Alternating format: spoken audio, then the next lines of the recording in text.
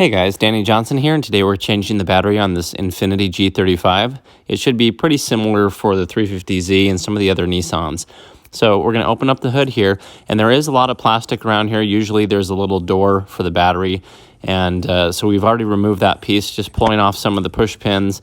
And so what we're going to do now is take off the negative battery terminal first, and we're doing this with a 10mm socket. That's all we're going to need for this whole job. So we're going to go ahead and take off this one first on the ground, and now we're going to take off the positive side.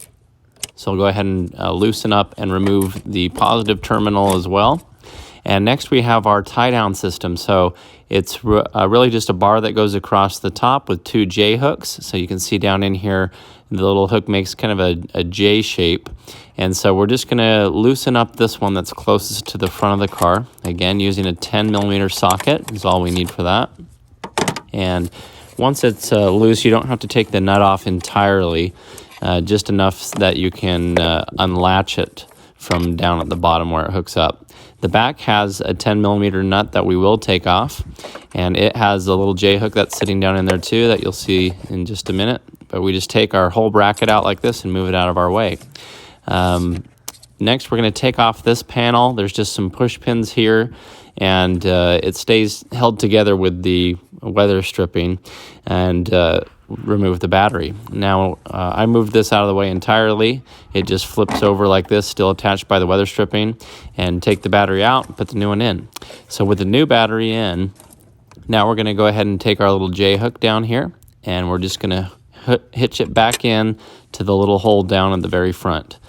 Okay, now we're taking this battery tie down, and it needs to go under the handle of the battery if you have a handle on the battery, so that it will sit flush.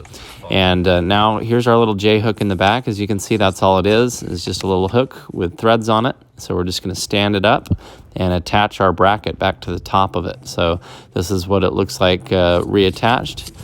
And you can just see it's just a little J hook that's hitched into that little hole.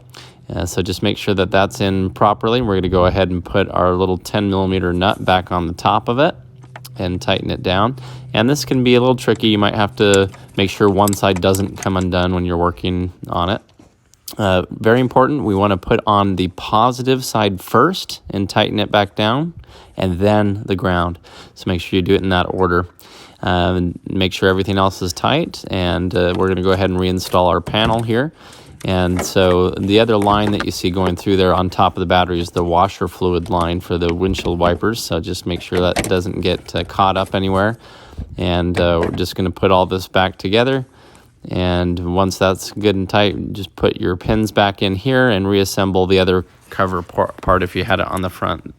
So just make sure all your tabs are tight, and that's how easy it is to remove and replace the battery. Thanks for watching. Please check the video description for more videos on this car if you're interested, and subscribe to the channel if you're new. Thanks, guys.